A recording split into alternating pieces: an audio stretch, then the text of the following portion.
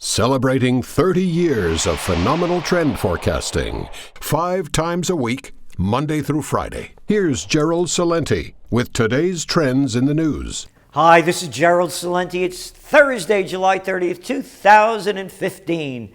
And here are some of today's trends in the news. Well, the news over there in Asia is that Shanghai index. Remember it was up yesterday? Well, down today. Went right down at the end of trading. And markets are mostly mixed across the board. In Europe, in the USSA, was down a lot. Now just down a little bit. And gold, soft. The oil still doesn't look so good. It's still down there. And of course, the other big news on the broader front is tomorrow, by this time tomorrow, you will have your summer TrendsJournal, History Before It Happens. 54 pages packed with content, information, trend forecasts, opportunities, and dangers that you won't find anywhere else. And we've done a mid-year review of our top trends of 2015 and new information leading us forward beyond those trends and new ones to discuss and look at. So, again, you're not going to find anything anywhere like this TrendsJournal. And for those of you who only get the digital edition, I strongly suggest you consider getting the hard copy magazine. Highest quality print, and it's a real keeper. On to some other news that has the markets going like this. Top story here in the Financial Times. Fed signals rate rise ahead, but keeps options open on timing. I think I've read this about 20 or 30 times over the last 4 years. How many times do they keep saying they're going to raise rates? We're going to raise them, but we're not going to tell you when. Well, the word on the street is maybe September, maybe not.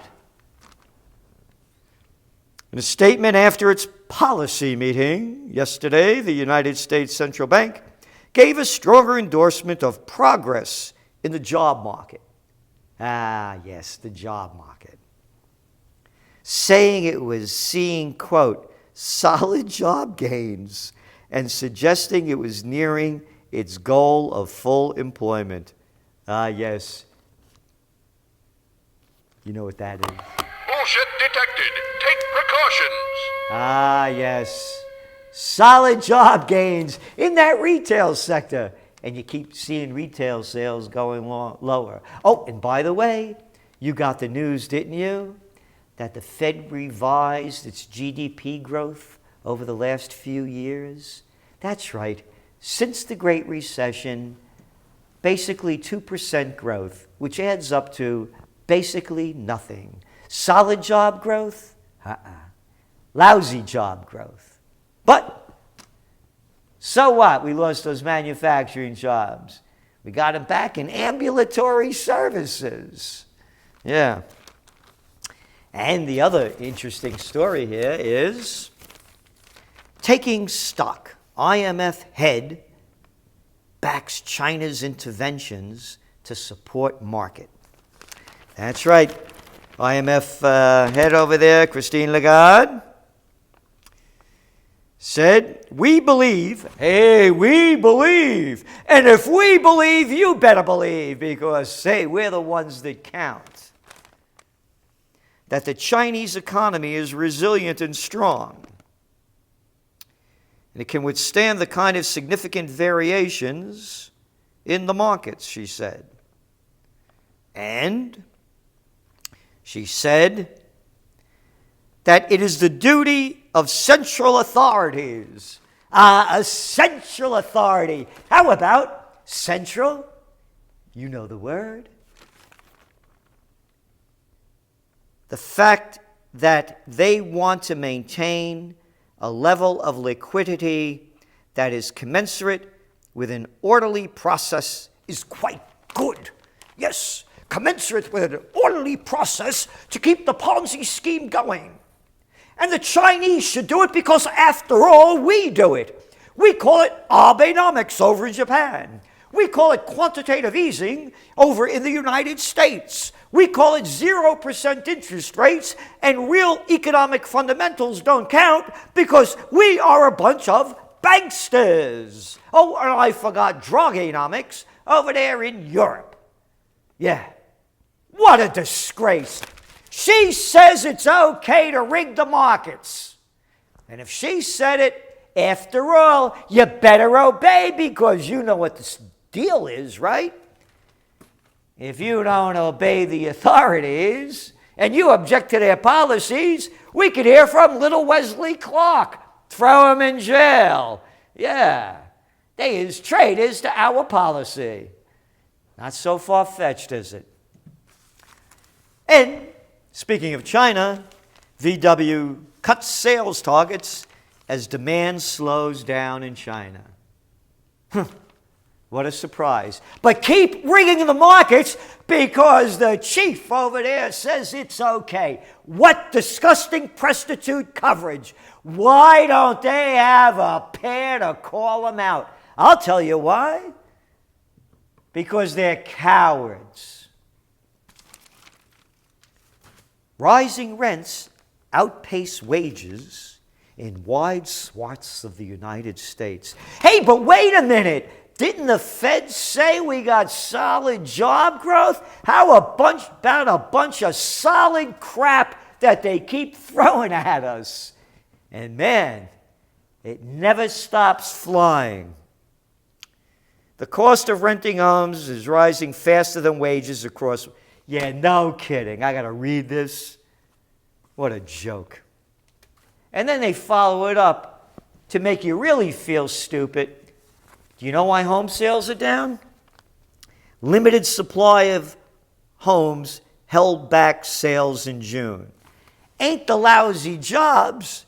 No, that's not it at all.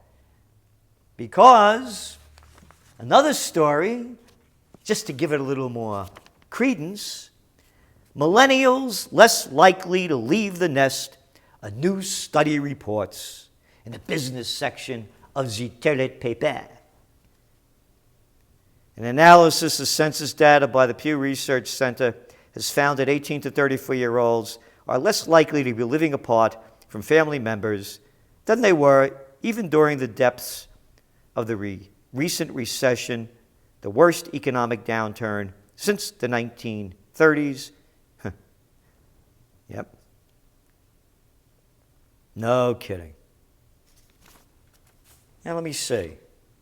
Trends 2000 wrote this in 1996, and you're waking up in the new millennium. 26. Time to have your own place, but you're back at home. You've made the choice. You could leave and just scrape by in a hole somewhere. Home is the preferable solution, even without the space and the privacy. Because the jobs stink, and they're robbing us of our future, and I saw it coming a long time ago. It's the takeover trend. And we review it once more in the current Trends Journal that you'll have by tomorrow at this time. Breaking news! Breaking news! U.S. inquiry into African lion killer, BBC. Headline story. Ooh, it doesn't stop. It's in all of the press in America. U.S. official assholes launch an investigation into the killing of a lion in Zimbabwe.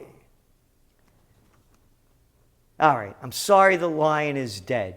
How about launching an investigation into George Bush, Rumsfeld, Wolfowitz, down the crap of Powell, Condoleezza Rice, and all the other, Peters Cheney, and all of the other sick bastards that sent us to war in Iraq and killed over 1 million people. Hey, 1 million people don't count for one lion. It's the king of the jungle. Man, thank God they didn't kill Felix the cat. Woof! This would have really been, NATO would have been on that job, man. Hey, killed 2,000 Palestinians a year ago. No investigation by the United States into an inquiry. No, they is our allies. We murder with them. Yeah, what a disgrace. I'll tell you, man, I'm no conspiracy theorist, but you want to get your mind off the big news? I got a sick guy killing a lion. Yeah, it's terrible. I love animals. But how about taking us away from important issues that affect all of our lives? Propaganda. Because it's not a big story that homes in the West Bank are being ordered destroyed. Israeli settlement activity in the lands captured from Jordan in the 1967 war has been a perennial source of tension between Israel and the Obama administration. And now, 2 new apartment blocks in the West Bank settlement. It's not a settlement, it's occupied territory being settled by people who have no business being there, other than, of course, that God was the real estate agent and the Bible was the land deed. Yep. An immediate construction of 300 more housing units in the same settlement. It's against international law, but it's okay for Israel to break it just like it is for the United States. And their other ally. Turkey escalates airstrikes against Kurdish targets. The Iraqi government has issued a statement of condemnation toward the Turkish military as they launched yet another round of airstrikes against Kurdish forces. Yeah, so we're only getting them forces in those compounds. They're slaughtering people in northern Iraq. The Turkish Prime Minister confirmed today's strikes, saying they targeted a number of PKK shelters. Oh, I thought they were compounds. Shelters. They get away with this crap, and the jerks keep reporting it. And, you know that they took out that Afghan leader. Well, the Taliban chief, Afghans declare that the chief of the Taliban died 2 years ago in a Pakistani hospital. It's not going to solve anything. What are we still doing there? And on to some other news. Ashol Carter, our new defense secretary, he assured lawmakers that the U.S. military would maintain a strong presence in the Middle East to check Iran's malign influence. And in the face of that malign activity, quote, we will continue to meet our commitments to our friends and allies in the region, especially Israel, that murder people just like we do and get away with it. And continue to build on and enhance our cooperation in meaningful ways. We will keep providing Israel with advanced capabilities to slaughter more Palestinians and steal their land.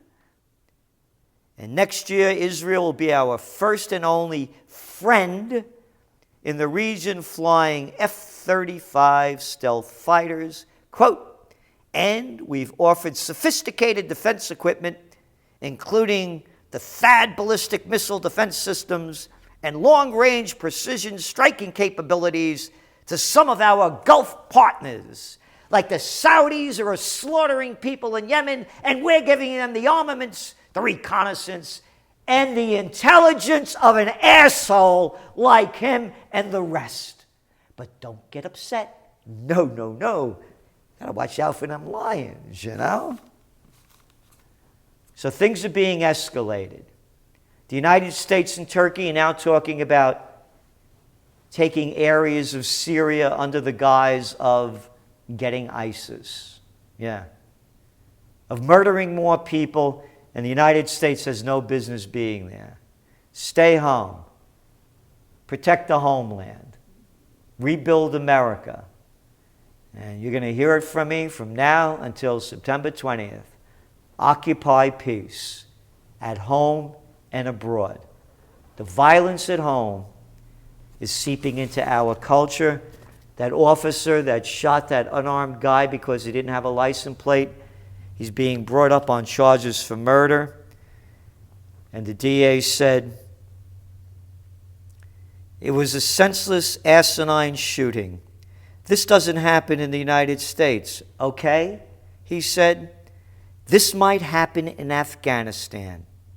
People don't get shot for a traffic stop. But like you said, they get shot in Afghanistan by our soldiers. And it's the same sick mentality of that military mentality that has seeped into our police force as they've militarized them with SWAT vehicles and all this armament and ammunition. It's Occupy Peace abroad and at home. This is Gerald Celente, and that's some of today's Trends in the News.